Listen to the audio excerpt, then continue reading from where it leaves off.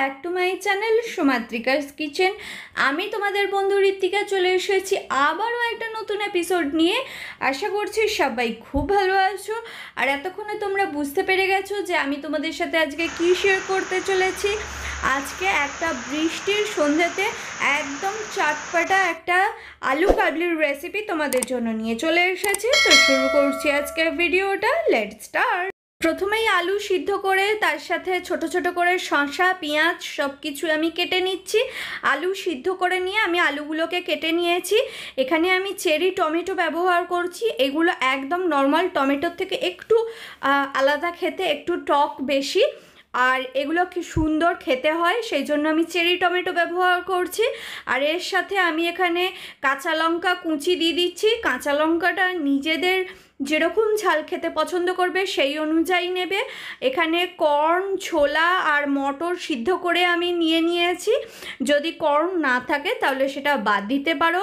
এখানে সর্ষের তেল দিয়ে আমার যে সিক্রেট ভাজা মশলা সেটা আমি দিয়ে দিচ্ছি। তার সাথে এখানে চিলি ফ্লেক্স, গোলমরিচ, লবণ আর বিট লবণ সব কিছু একসাথে দিয়ে ভালোভাবে এটা নাড়াচাড়া করছি। এটা একদমই বৃষ্টির দিনে পারফেক্ট সন্ধেবেলার তোমাদের চাট হিসাবে খেতে পারো। বাড়ির সবাই মিলে এটা উপভোগ করতে পারো। এখানে আমি তেঁতুল জল করেছি, তেঁতুল জলটা দিচ্ছি আমি। তোমরা যদি স্কিপ করতে চাও তাহলে সেটা করতে পারো। সেক্ষেত্রে তোমরা এখানে লেবুর রসও ব্যবহার করতে পারো। আর যদি তোমাদের টক খেতে বেশি প্রবলেম থাকে তাহলে একদমই স্কিপ করে যেতে পারো। তবে টকটা একটু দিলে আলুর চাটটার কিন্তু আরও টেস্ট সুন্দর হবে। ওপর থেকে আমি কিছুটা ঝুরি ভাজা ছড়িয়ে দিয়েছি। আর এটা তোমাদের দেখলেই জিভে জল চলে আসবে, তোমরা দেখে বুঝতেই পারছো। এখানে আমি একটা একদম রাস্তার যেরকম স্টাইলে দেয় আমি সেরকমভাবে দিচ্ছি। এই ভিডিওটা তোমাদের কেমন লাগছে সেটা অবশ্যই আমাকে কমেন্ট করে জানাবে। আমার আরও নতুন নতুন ভিডিও দেখতে চ্যানেলটা সাবস্ক্রাইব করে নিও, আর সাথে বেল আইকনটা প্রেস করে দিও যাতে আমি কোনো ভিডিও আপলোড করা মাত্র সবার আগে তার নোটিফিকেশন পেয়ে যেতে পারো।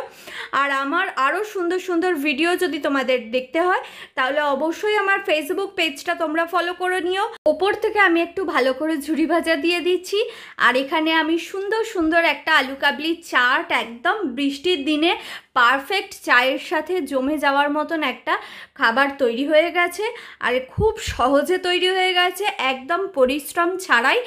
দেখতেই পারছো যে এটা কতটা লোভনীয় দেখতে হয়েছে। আর সবাই মিলে বাড়ির এরকমভাবে একটা হেলদি অথচ রাস্তার স্ট্রিট ফুড স্টাইল খাবার বানিয়ে তোমরা সপরিবারে উপভোগ করো। দেখা হবে আরও নতুন একটা ইন্টারেস্টিং ভিডিও নিয়ে পরবর্তীতে। সবাই ভালো থেকো, হ্যাভ এ গুড লাক।